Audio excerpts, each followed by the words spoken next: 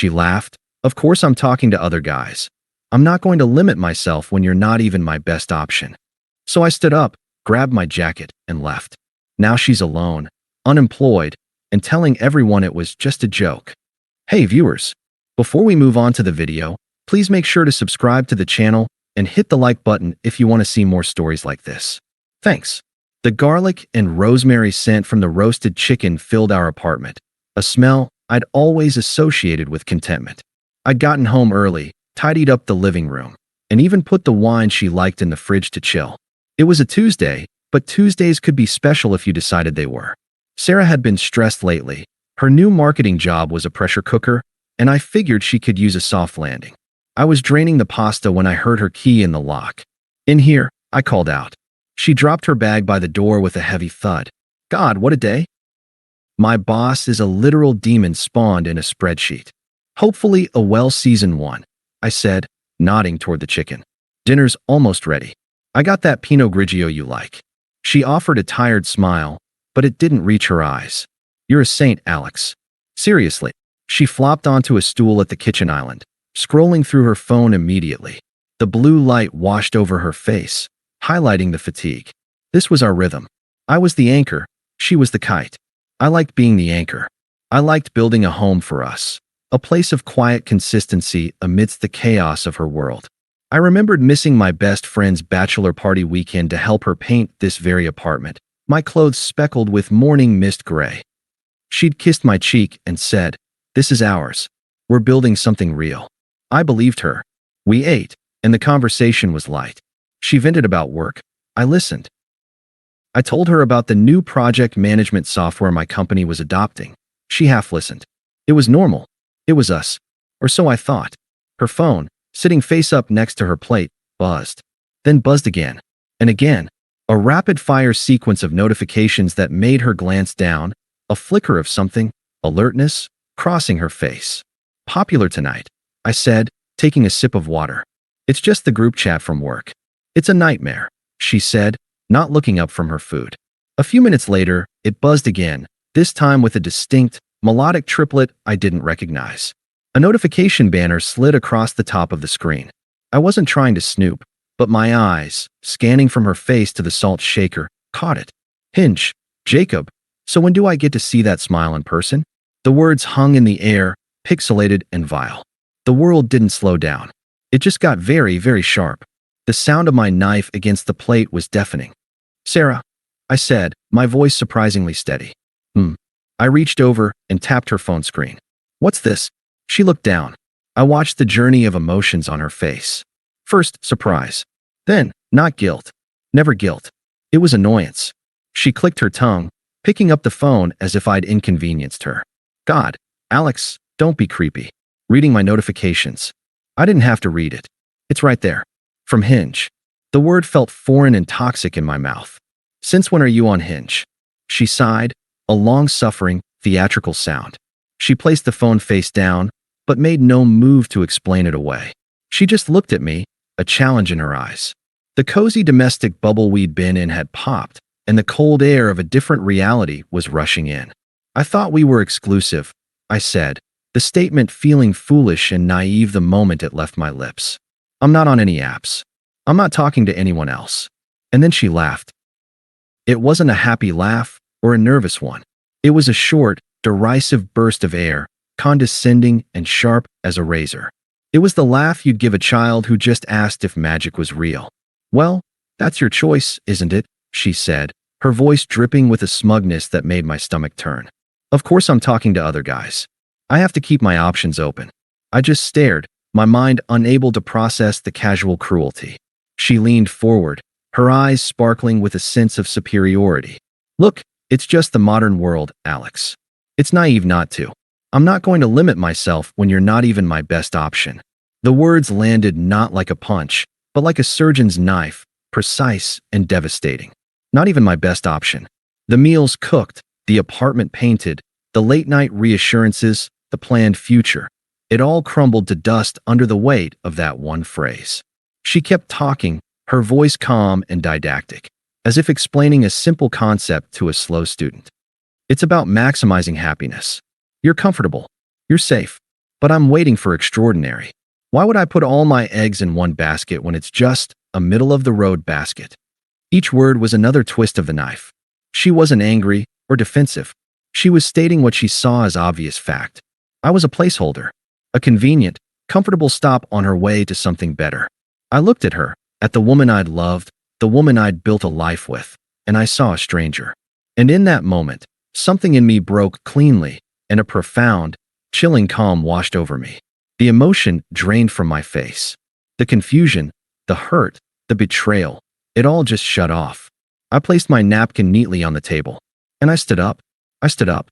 The wooden legs of my chair scraped softly against the floorboards, a mundane sound in the wake of the nuclear silence that had fallen between us. I didn't look at her. My eyes were fixed on a point past her head, on the morning mist gray wall we'd painted together. It looked different now, the color of ash. Where are you going? Sarah's voice was a mix of annoyance and disbelief. Don't be so dramatic. We're just talking. Her words were tiny, insignificant noises. They bounced off the new, cold shell that had formed around me. I walked out of the kitchen, my steps measured and sure, not fleeing, but proceeding. I moved down the short hallway to the coat closet, my movements automatic. I reached inside and pulled out my jacket, a simple, worn leather one she'd always said made me look reliable. I heard her stool scrape back. Alex, come on. Stop this. You're overreacting. I slid one arm into a sleeve, then the other. The familiar weight of the leather settled on my shoulders. I turned and walked back towards the front door, passing the kitchen entrance. She was standing there now, arms crossed, her expression shifting from irritation to a flicker of confusion. The script was wrong. I was supposed to be yelling, or crying, or begging for an explanation. My silence was a variable her calculus couldn't account for. I reached for the doorknob. Alex, her voice sharpened. We are not done talking. My hand paused on the cool metal. I turned my head just enough to see her from my periphery. I didn't meet her eyes. No, I said, my voice flat, devoid of the tremor she must have expected. It was the tone you'd used to state the time. We're done talking. I opened the door and stepped out into the cool hallway of our apartment building. I pulled the door closed behind me. There was no slam, no final, dramatic punctuation, just the soft, precise click of the latch engaging. It was the most definitive sound I had ever heard. I didn't take the elevator. I walked down the 3 flights of stairs, my footsteps echoing in the concrete stairwell. My mind wasn't racing. It was blank, a pristine white whiteboard wiped clean of the future we'd drawn on it. I got into my car, started the engine, and drove. I didn't know where I was going. I just knew I was leaving. 20 minutes later, I pulled into the brightly lit parking lot of a 24-hour supermarket. The fluorescent lights were antiseptic, bleaching the world of color and emotion. I walked inside, the automatic doors swooshing open. I grabbed a basket. I moved through the aisles with a detached focus. Toothbrush, toothpaste, a phone charger, because mine was still plugged into the wall next to the bed I would never sleep in again. A pack of boxer briefs, a single plain t-shirt, deodorant. It was like assembling a survival kit for a trip I never planned to take. Each item was a brick in the wall between my old life and whatever came next. At the checkout, the cashier gave me a tired smile. Find everything all right? Yes, I said. Thank you. My voice sounded normal. It was the most bizarre thing of all. I drove to the first mid-range hotel I saw off the highway. The lobby was quiet, beige, and anonymous. A young man at the front desk looked up. Help you. A room for one. For one night. King or 2 queens. King is fine. The transaction was swift, impersonal. I paid with my card. My card. Not the joint account we used for groceries. My key card was a light, plastic square that granted me access to a temporary, neutral space. Room 214. The room was exactly what I needed, devoid of history. Beige walls, a generic landscape painting, a desk, a bed. I placed my supermarket bag on the desk. I took off my jacket and hung it in the empty closet. I sat on the edge of the bed. The silence was absolute. And in that silence, the pain arrived. But it wasn't a sharp, screaming pain. It was a deep, profound ache of dissolution. The us I had known, the future I had meticulously built in my mind, the house, the kids, the growing old, it hadn't just ended. It had been revealed as a fiction. I hadn't lost a partner. I'd lost the character I thought she was playing in my life. The betrayal was less about her talking to other men and more about the annihilation of my reality. I didn't cry. I just sat there in the quiet, sterile room and let the new truth settle over me. I was no one's anchor. I was just a man in a hotel room. I pulled out my phone. The screen was dark, no notifications from her. Not yet. She was probably still in our apartment, annoyed, thinking I'd cool off and come back, ready to accept my place as the middle-of-the-road basket. I opened my banking app first. I navigated to the joint savings account, the one we'd labeled Future. With a few taps, I transferred exactly 50% of the balance into my personal account. It wasn't an act of vengeance. It was simple arithmetic. Our shared future was a denominator of 0.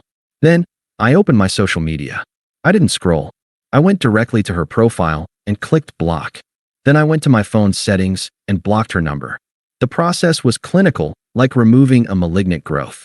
I plugged in the new charger. I brushed my teeth with the new toothbrush at the bathroom sink, watching myself in the mirror. The man looking back was pale, but his eyes were clear. He was a man who had just walked away from a lie. I lay down on the king-sized bed, in the center of it, claiming the space. The silence was no longer oppressive. It was mine. It was the sound of a story ending, and the blank, empty page of the next one waiting to be written. And for the first time that night, I took a full, deep breath. The silence lasted 14 days. It wasn't an empty silence. It was a productive one. I rented a small, furnished apartment on the other side of the city. I unpacked my supermarket survival kit and the 2 suitcases I'd retrieved from the old apartment during a carefully coordinated time I knew Sarah would be at work. The place was a blank slate, beige walls, a functional kitchen, a view of a brick wall. It was perfect. It was mine. I went to work. I came home.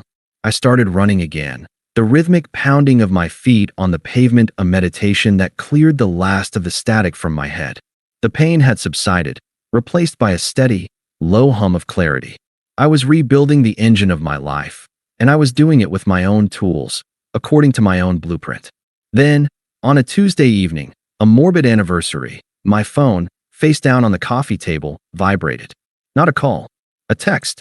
I finished the paragraph of the book I was reading, marked my page, and then picked up the phone. Sarah, are you really still ignoring me? It was a joke, you know. You take everything so seriously. I read the words. A joke. The condescending laugh, the clinical dissection of my inadequacies, the nuclear demolition of our relationship, all reframed as a punchline I was too dense to get. There was no apology, only annoyance that I was disrupting her narrative by refusing to play my part. I felt nothing. Not anger, not vindication. It was like reading a weather report for a country I'd never visit. I didn't block the new number. I didn't reply. I simply placed the phone back on the table and returned to my book. The message was a fossil, evidence of a creature that no longer existed in my ecosystem. A week later, my friend Mark called. Mark was a mutual friend, but his loyalty had always been first to the truth. Dude, you alive? He asked, his voice cautious. I'm good, Mark. Really? Okay, because, I'm hearing some things from Sarah. I stayed silent, letting him fill the space. She's telling everyone you had a meltdown. That you ghosted her over a misunderstood joke. She's playing the victim pretty hard. I'm sure she is, I said, my voice neutral. But that's not the whole story, is it? Mark probed gently. The story is over, Mark. I've moved on to a new book. He was quiet for a moment. Well, the plot of her new book isn't going so well. She got fired. I didn't say anything. Yeah, Mark continued, sensing my lack of surprise. Apparently, she completely bombed a huge client presentation. Went in unprepared, got flustered by their questions, and just cracked. Her boss said it was unprofessional and indicative of a fundamental lack of diligence. Harsh. I looked out my window at the brick wall. I remembered the countless nights I'd sat with her at our kitchen table, poring over her slides. I'd play the devil's advocate, asking the tough questions she'd never considered. I'd calm her pre-presentation jitters, talking her down from ledges of anxiety she built for herself. I'd proofread every important email, every report, catching the subtle errors that could derail a professional image. I'd been her editor, her coach, her emotional flak jacket. I thought I was being a good partner. I never realized I was a critical, unpaid support staff. She couldn't handle the pressure without you, man, Mark said, echoing my thoughts. She told me she didn't have her usual safety net. I guess that was you. I guess it was, I said, the statement a simple, factual epitaph for a duty I never knew I'd been assigned. After I got off the phone with Mark, the text began in earnest. The annoyed, dismissive tone was gone, replaced by a rising tide of panic. Sarah, new number, I'm sorry. It was a stupid thing to say. I was stressed. You were always my best option. I was just scared. The hypocrisy was breathtaking. You were always my best option. The words were a direct countermand to her cruel, clear statement from the kitchen. She wasn't apologizing for her actions. She was apologizing for the consequences. I didn't reply. The next day, another message. This one had no pretense of emotional reconciliation. It was a naked plea for the utility I provided. Sarah, new number, they fired me. I can't pay rent. I need you. 3 sentences that laid her entire value system bare. She didn't miss me. She missed the stability, the financial contribution, the emotional labor. She was a CEO whose entire infrastructure had collapsed after firing her most dedicated employee. I read the message as I was tying my running shoes. I finished the double knot, stood up, and went for my run. Her desperation was not my burden. Her rent was not my problem. The middle-of-the-road basket had rolled away, and she was finally realizing it had been carrying all her eggs. 3 months to the day after I walked out, I was sitting in a corner of the daily grind, a coffee shop I'd come to think of as my office. The smell of roasted beans and the soft murmur of conversation were a balm. I was sketching designs for a custom desk on a napkin, a side project that was starting to feel like a new career path. The piece was hard-won and absolute. A shadow fell over my table. I didn't need to look up to know who it was. The energy was a frantic, discordant vibration against my calm. Alex. I finished a line on my sketch and slowly set my pencil down. I looked up. Sarah stood there, clutching the strap of her purse like a lifeline. She looked diminished. The sharp, polished confidence she'd always worn was gone, replaced by a frayed exhaustion. Her hair was pulled back in a messy ponytail, and she wore no makeup. She looked like a stranger wearing Sarah's skin. Can I sit? She asked, her voice small. I gave a slight, indifferent nod towards the empty chair. She slid into it, her movements jerky. She didn't speak for a moment, just stared at me as if I were a ghost. You have no idea what I've been through, she finally whispered, her eyes welling up with practiced tears. I lost my job. I'm about to lose the apartment. Everyone thinks I'm a joke. I said nothing. I took a slow, deliberate sip of my coffee. The silence stretched, thin and tight, forcing her to fill it. Aren't you going to say anything? She asked, her voice cracking. I said I'm sorry. It was just a joke. You were supposed to be the nice guy. This isn't you. The mask was slipping. The desperation was curdling into anger because her usual tools, tears, accusations, rewriting history, weren't working. I was an unresponsive console.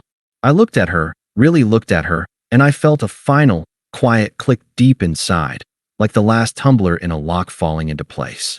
There was no hatred, no resentment. There was nothing at all.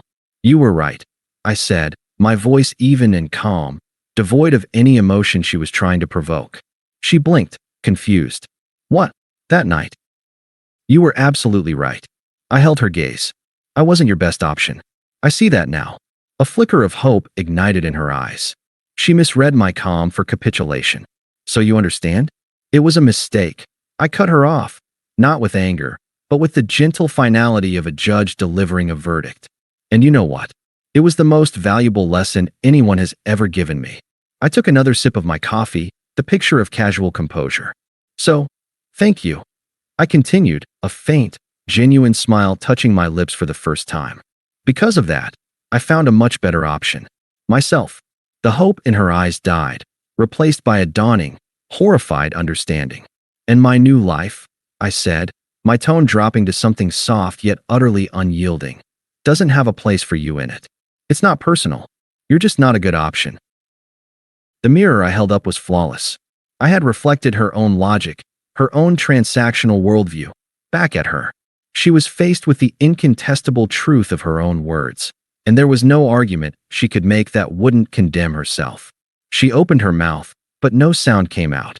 The anger, the pleas, the manipulations, they all withered in the face of my absolute, unshakable indifference. She was a salesperson who had come to pitch a product I had already tested, found defective, and discarded. I stood up, folded my napkin sketch, and tucked it into my pocket. I picked up my coffee cup and my jacket.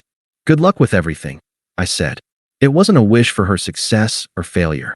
It was a statement of irrelevance, the same thing you'd say to a stranger on the bus. I walked out of the coffee shop, the bell on the door chiming softly behind me. The sun was warm on my face. I didn't look back. I knew she was still sitting there, trapped in the wreckage of choices she had been so smug about, finally understanding that the one thing she could never manipulate back was someone who had simply and completely moved on. I was free, and her silence was the proof. Thanks for watching. Make sure to subscribe to the channel and hit the like button. What do you think about this story? Share it in the comments.